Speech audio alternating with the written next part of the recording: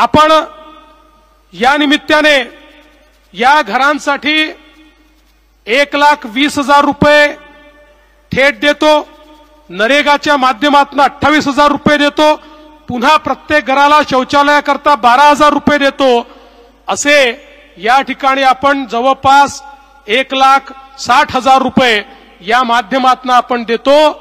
पण मध्यंतरीच्या काळामध्ये आमचे उपमुख्यमंत्री एकनाथ शिंदेजी, अजितदादा पवार, मी आणि ग्रामविकास मंत्री आम्ही एकत्रित बसलो होतो आणि आम्हाला असं वाटलं की आता याच्यामध्ये वाढ झाली पाहिजे आणि म्हणून आम्ही 50,000 रुपये अनुदानात वाढवण्याचा निर्णय घेतलेला आहे।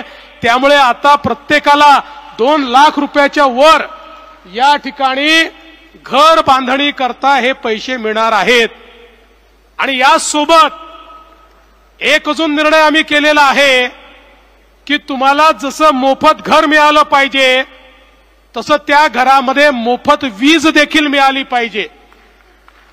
आणि म्हणून 20 लाख लाभार्थ्यांना आम्ही त्या ठिकाणी सोलरचं अनुदान देणार आहोत आणि सोलर त्या ठिकाणी फिट करून जन्मभराकरता तुम्हाला मोफत वीज ही या ठिकाणी मिळणार आहे।